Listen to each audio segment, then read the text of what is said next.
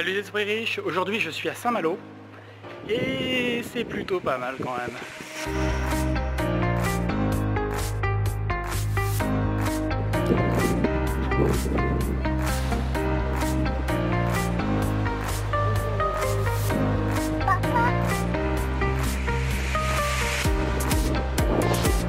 Alors si vous entendez des cris, c'est les gens qui sont dans la piscine d'eau de mer qui se trouve là-bas, faut pas vous inquiéter. Alors c'est un jour particulier aujourd'hui parce que ça va faire 9 ans, jour pour jour, que j'ai créé Esprit Riche. Vous pouvez aller voir sur le blog, vous remontez sur le premier article, sur la dernière page, qui a été publié le 7 septembre 2007. Donc l'année prochaine ça fera 10 ans, mais là ça fait déjà 9 ans. Donc en 9 ans il s'est passé beaucoup de choses comme vous pouvez l'imaginer. J'ai complètement transformé ma vie. Alors il y a plusieurs critères qui font que j'ai complètement transformé à la fois ma vie et mes finances. C'est notamment le fait que j'ai commencé à travailler sur mon esprit. Esprit riche, c'est ça à la base. C'est ça que j'ai fait qui m'a permis d'avoir un patrimoine qui est aujourd'hui, que j'aurais jamais pu espérer, l'imaginer même à cette époque, qui est au-delà même des objectifs que je m'étais fixés. Alors le patrimoine c'est une chose, mais si vous voulez, moi c'est pas un truc qui me fait rêver en soi, dans l'absolu je m'en fous, c'est pas ça qui compte. Ce qui compte surtout pour moi c'est le style de vie que ça me permet d'avoir, le style de vie que je me suis créé. Voilà, une vie où je peux faire vivre ma famille, où je peux travailler de manière modérée et surtout faire des trucs qui me plaisent, des trucs qui ont du sens pour moi, aider un maximum de personnes à atteindre leur indépendance financière. Voilà, ça a du sens. Alors ce que j'ai décidé de faire dans cette vidéo, c'est de vous retracer les moments clés finalement du blog. Et quelque part, je pense que ça peut vous intéresser aussi si vous avez envie de vivre autre chose dans votre vie, d'être plus libre tout simplement dans votre vie et puis de faire en sorte que l'argent ne soit plus jamais un problème.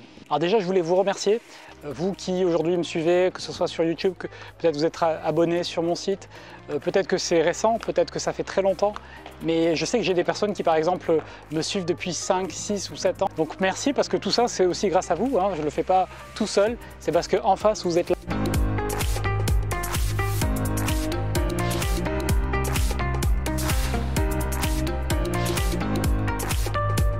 Déjà, la raison pour laquelle j'avais démarré mon blog en 2007, c'était simplement que j'étais salarié dans un job qui m'ennuyait un peu. Et j'avais déjà changé de job plusieurs fois, donc je voyais que finalement, je n'étais pas trop fait pour le salariat. Je cherchais un petit peu à progresser. J'ai rencontré un Américain qui est devenu un ami et qui a commencé à me prêter des livres de business, des livres qui parlaient un peu d'autre chose et des livres américains essentiellement. J'ai commencé à lire ça et au bout de quelques livres, je lui ai dit écoute, je trouve ça génial, mais je ne sais pas quoi en faire aujourd'hui. Et il m'a dit pourquoi tu ne fais pas un blog? J'ai dit un blog? Alors c'était en 2006 qui me parle de ça. En 2006 en France, les blogs c'était pas très connu. Aux États-Unis c'était déjà assez développé. Et donc il me parle de ça et je lui dis écoute, super. Donc on a cherché un nom et j'ai mis plusieurs mois, puis j'ai trouvé ce nom-là, Esprit Riche. Et donc dès que je l'ai trouvé, je me suis dit waouh, c'est génial comme nom. Et je l'ai réservé et puis j'ai démarré mon blog. Donc au départ, je parlais de ce que je découvrais dans des livres. Je parlais des trucs, des points de vue qui m'étonnaient. Et c'est comme ça qu'a démarré le blog, avec cette idée de dire je ne peux pas forcément changer ma vie du jour au lendemain, mais en tout cas je peux avancer en partageant des idées et du coup fédérer des gens qui sont dans la même démarche que moi, qui veulent améliorer leur vie. Alors dans les premières actions que j'ai menées, j'ai commencé par doubler, tripler mon efficacité professionnelle. En fait, j'ai commencé par travailler sur ça. Parce que pour moi, c'était le point d'entrée. C'était de dire, ok, j'ai un job qui me prend tant de temps, comment est-ce que je peux faire pour réduire le temps que ça me prend et me laisser un maximum de temps dans ma journée pour développer mon blog et apprendre de nouvelles choses. Et là, j'ai commencé vraiment à faire de grosses transformations dans ma vie. J'ai joué de moins en moins aux jeux vidéo, c'est vraiment ça qui m'a permis d'éliminer quasiment complètement les jeux vidéo. Remplacer ce temps-là par du temps où je lisais des livres, où j'écrivais des articles. J'ai aussi commencé par me lever plus tôt. Alors ça ne veut pas dire que c'est ce que forcément vous devez faire, mais en tout cas moi c'est les moyens que j'ai trouvés. Je me suis dit il faut vraiment que je trouve plus de temps dans ma journée. Donc j'ai commencé comme ça à mettre en place ce qui s'appelle l'heure en or, c'est-à-dire que c'était une heure pendant laquelle j'étais le plus productif et cette heure pour moi c'était le matin avant de partir au boulot. Donc je me levais 2 heures plus tôt. Et pendant ces 2 heures, je commençais à me préparer et je prenais une heure où vraiment je produisais un maximum. et je développais mon blog. Donc je faisais ça matin. Sur ma journée de travail, je réussissais à gagner facilement aussi 1 ou 2 heures, parfois plus. Selon les jobs, selon les missions sur lesquelles j'étais, je pouvais parfois gagner 3-4 heures sur une journée. Et c'est-à-dire faire autre chose pendant ces 3-4 heures, très concrètement. Et le soir, pareil, vu que j'avais aussi appris des techniques pour développer mon énergie, je pouvais avoir de l'énergie de qualité pendant 1 à 2 heures facilement le soir, parfois plus même, pour continuer à travailler et à apprendre. Parce que pour moi, tout ça, c'était pas du travail. Pour moi, c'était vraiment du plaisir. Et c'était aussi un moyen de créer dans mon avenir quelque chose de nouveau, quelque chose qui n'existait pas aujourd'hui. Donc, c'est aussi pour vous dire que finalement, il y a des moments dans la vie où on a 2 trucs en parallèle. 2 trucs qui prennent, tous les 2 seraient des jobs à temps plein. Et pourtant, je les ai fait coexister pour développer mon blog jusqu'à ce que ça devienne quelque chose d'incontournable. J'avais lu ça dans un livre et en fait l'auteur disait tout simplement développe ta deuxième activité jusqu'à ce qu'elle devienne incontournable. Et puis le jour où elle est incontournable, tu sauras toi-même que tu dois arrêter la première. C'est à cette époque-là que j'ai vraiment coupé aussi la télé, j'ai jeté ma télé et surtout j'ai évité de me mettre des nouvelles négatives dans la tête tout le temps, en permanence. Donc ça m'avait aussi vraiment aidé parce que quand on se coupe de la télé, qu'on se coupe de toutes les news, en fait on se rend compte que finalement notre vie est déjà beaucoup mieux que ce qu'on l'imagine. Donc s'il y a une cause, il y a un truc pour lequel j'ai envie d'agir, je vais agir, je vais trouver des moyens d'agir. Mais hormis ça, ça ne sert à rien de s'indigner. J'aime pas ce terme du tout, je trouve que c'est vraiment puéril de s'indigner pour un truc et puis de rien faire derrière. Donc ça, c'est pas du tout le parti que j'ai choisi. J'ai choisi de faire quelque chose si jamais j'ai envie d'agir. Et puis si j'ai pas envie d'agir, je ne veux pas en entendre parler parce que ça va plus me polluer l'esprit qu'autre chose. Donc voilà, ça c'était la période 2007-2008. 2008, j'ai quitté mon job. J'ai viré mon patron, comme j'aime à le dire. Voilà, c'est quelqu'un que j'aimais bien, mais on n'était pas fait pour travailler ensemble, parce que lui voulait un salarié, et puis moi je ne voulais plus être salarié. Je voulais développer un truc à moi et puis pouvoir me mettre à 100%.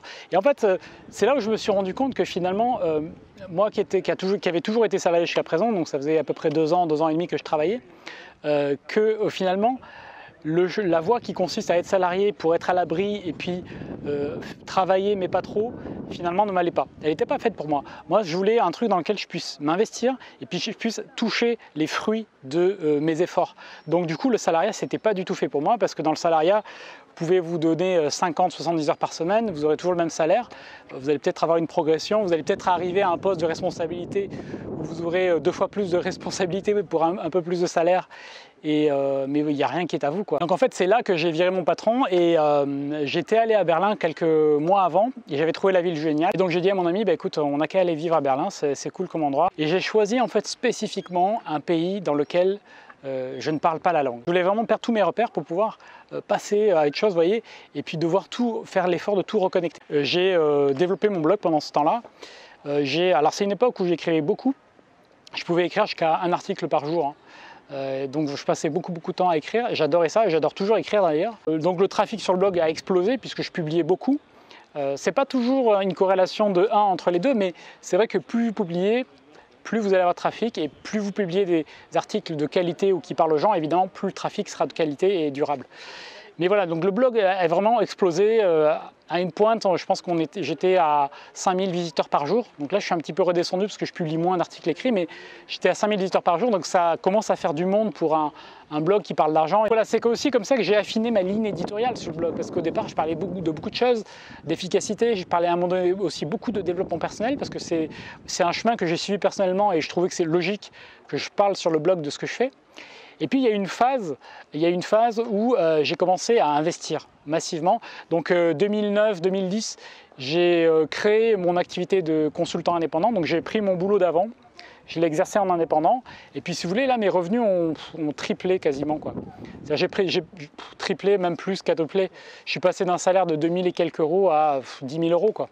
Parce que voilà, je remplissais mon mois. Ça faisait 20 000 euros de chiffre d'affaires et si on fait un calcul, on va dire à la louche, hein, il me restait en net 10 000 euros dans la poche. Donc voilà, mes revenus ont vraiment explosé grâce à ça. Et du coup, ça a posé des questions sur c'est quoi ma relation à l'argent, qu'est-ce que je vais en faire concrètement. Et puis, c'est un boulot qui me plaisait, mais voilà, je voyais que ce n'était pas là que j'étais le meilleur. clairement. Je pense que j'étais un bon consultant, mais je n'étais pas le meilleur. Je n'étais pas passionné par les problèmes de mes clients. Il y avait beaucoup trop de contraintes, c'était dans des grosses boîtes. Donc vous voyez, vous décidez d'un projet, puis 6 mois plus tard, il commence à être mis en place. Puis au bout d'un an, il est abandonné. C'est à peu près comme ça que ça se passe. Donc voilà, j'étais pas au bon niveau. Enfin, moi, j'ai compris que si je mettais en place ce genre de projet, il fallait que ce soit moi qui décide la mise en place et que je pilote le truc et que j'ai un rôle majeur dans le truc, pas que je sois un consultant extérieur qui mette le truc en place, ça m'allait pas. Donc voilà, 2009, j'ai commencé à publier mes premières formations, notamment ma formation Efficacy Zen, ma formation à la gestion du temps, où là j'avais compilé tout ce que j'avais appris. Et donc j'ai toujours été autodidacte. Moi, j'ai suivi très peu de formations en ligne parce que les formations en français, il n'y en avait pas déjà. Et les formations françaises, malheureusement, étaient souvent des copies de formations américaines, donc aucun intérêt. J'ai suivi quelques formations américaines et ça m'a suffi en fait pour apprendre à développer mon blog, à comprendre le marketing et puis à créer des formations qui sont intéressantes. Et donc du coup, j'ai fait en parallèle pendant longtemps mon activité de consultant indépendant et le développement de mon blog. Parce que les deux, pendant un moment, j'avais réussi à faire en sorte qu'ils se nourrissent l'un l'autre. C'est-à-dire que ce que je voyais dans le monde du conseil, j'appliquais beaucoup de trucs de management que j'appliquais après dans le blog et dont je pouvais parler dans le blog. Et notamment aussi des techniques de gestion du temps, des techniques d'efficacité, de relations commerciales, de développement d'entreprise et d'état d'esprit autour de ça. Et aussi, ce qui a été très intéressant, c'est que j'ai commencé rapidement, je pense en 2010, à donner des formations en entreprise. Et donc ça m'a permis aussi de voir comment intéresser des gens qui sont là par la contrainte, à qui on a dit tu vas suivre cette formation, qui donc n'attendent pas forcément beaucoup de choses. Comment les intéresser et faire en sorte qu'ils participent, qu'ils passent un bon moment et surtout qu'ils apprennent des choses. Et donc j'ai commencé à m'intéresser à l'ingénierie pédagogique. Et je pense que ce qui manque beaucoup à des personnes qui créent des formations en ligne, c'est ça, c'est de comprendre comment on crée une structure pédagogique pour que ce soit intéressant et facile à apprendre.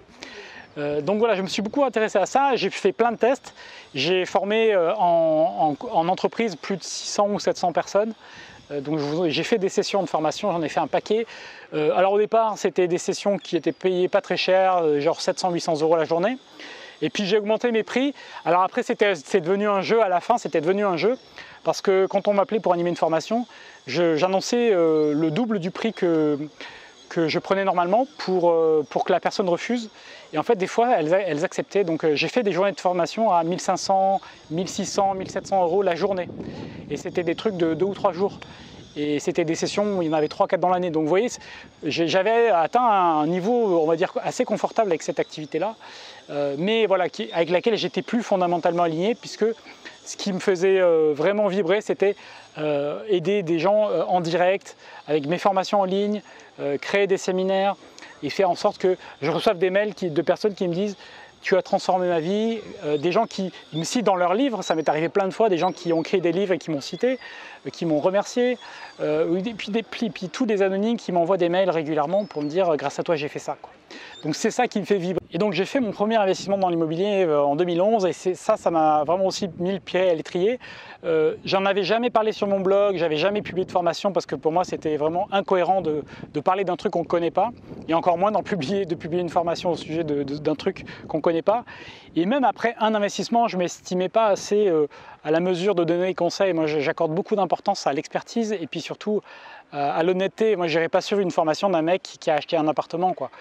Donc voilà, mais je me suis dit, c'est le chemin de toute façon pour apprendre, il faut faire. Donc j'ai commencé à investir ce premier appartement. Après, j'ai acheté un immeuble. Là, j'ai appris beaucoup de choses et puis j'avais continué à me former entre-temps. Et là, je me suis dit, tiens, là, je peux commencer à parler sérieusement de comment il faut investir dans l'immobilier, comment est-ce qu'on convainc un banquier. Donc là, j'ai commencé à construire ma formation phare sur le sujet qui s'appelle « Je réussis mon premier investissement locatif ». Et puis parallèlement à tout ça, j'avais créé mes premiers séminaires plutôt orientés dev perso avec un couple d'amis coach. Philippe et Sylvie Geoffroy, vous avez peut-être assisté à ces séminaires. Donc on a fait de bonnes sessions, on s'est bien amusé. Mais voilà, finalement, moi j'ai décidé que je voulais plus m'orienter sur la thématique de l'argent que du dev perso.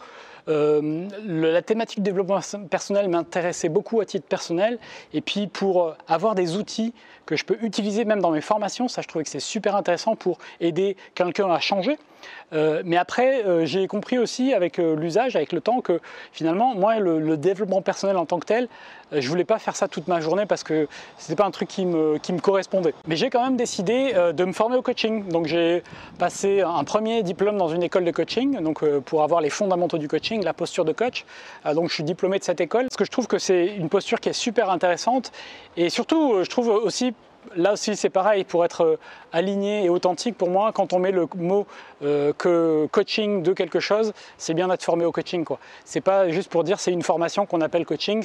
Après, je sais que c'est courant et que quand on ne connaît pas la différence de l'autre côté, on ne se rend pas compte de ce que c'est. Mais moi, je savais quelle était la différence, et surtout, je voulais avoir les outils du coaching qui sont des outils extrêmement puissants que du coup j'utilise dans mes formations ou dans mes interactions avec mes clients. Alors inutile de vous dire que pendant tout ce temps-là, mon patrimoine explosait de manière exponentielle, hein, grâce aux revenus que je mettais en place, à mon activité indépendante, aux investissements que je commençais à faire. Donc ça a suivi une progression incroyable. Et ce qui était important pour moi, c'était de le faire en apportant un maximum de valeur, que ce soit durable. Je voulais vraiment que ce soit que mes clients, ça puisse devenir des amis, que je puisse les regarder dans les yeux, que j'ai pas, voilà, je voulais pas vendre déjà de produits qui m'intéressaient pas, que je trouvais pas éthiques, que je trouvais pas utiles, ou participer à des groupes ou à des systèmes ou à des montages qui étaient pareils, que je trouvais limite de l'arnaque. Voilà, tout ça, je l'ai écarté. Donc le seul moyen que j'ai trouvé, c'était de dire il faut construire tes propres formations. Puis dans la foulée, j'ai commencé à apprendre la bourse, comment investir en bourse. Donc on était en 2011, 2012, j'ai commencé à la bourse. Et ce que j'ai toujours voulu faire, ce que je fais toujours pour tout support d'investissement, c'est d'analyser par moi-même, de voir ce qui marche par moi-même, et donc de tester.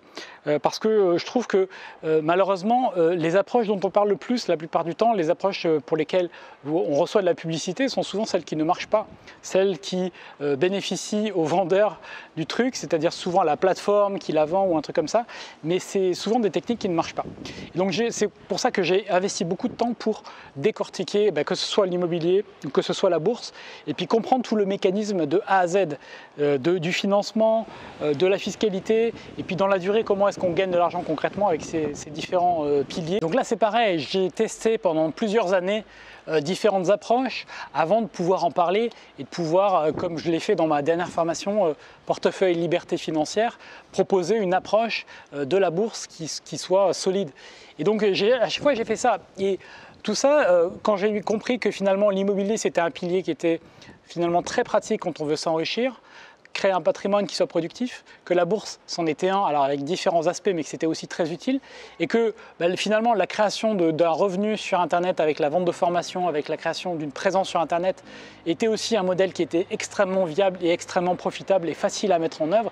Bien plus facile, ça ne veut pas dire que ça se fait automatiquement, c'est bien plus facile que de monter une boîte traditionnelle. Tout ça, je l'ai réuni dans ce qui s'appelle l'Académie Esprit Riche, c'est-à-dire finalement une formation qui regroupe ces trois piliers, plus tout ce qu'il faut connaître au sujet de la psychologie de l'argent, de la gestion de l'argent. Donc tout ça, je l'ai réuni là-dedans. Et finalement, c'est une synthèse de tout ce que j'ai appris pendant 7 ans, 8 ans, autour de l'argent, de l'investissement, de la gestion, de la psychologie, de gagner et de créer un patrimoine qui rapporte. Donc aujourd'hui, ça fait maintenant plus de 6 mois que je voyage avec ma famille. Donc on a passé du temps à Séville, du temps à Milan, du temps à Vienne, du temps un petit peu dans l'ouest de la France. Et en fait voilà, je voyage, je m'occupe de mes investissements à distance, je m'occupe finalement de développer mon blog, mon entreprise à distance, tout ça en voyageant. Et donc voilà, j'allie finalement la liberté, parce que ça pour moi c'est vraiment la liberté de pouvoir voyager, vivre où je veux, et puis travailler quand je veux, et toujours d'apporter un maximum de valeur dans ce que je fais, et puis d'accompagner mes clients. Donc il y a aujourd'hui plus de 1000 membres dans mes formations, donc ça fait du monde. Donc voilà, merci beaucoup parce que tout ça est aussi grâce à vous, et je vous retrouve avec grand plaisir dans de nouvelles vidéos. Salut!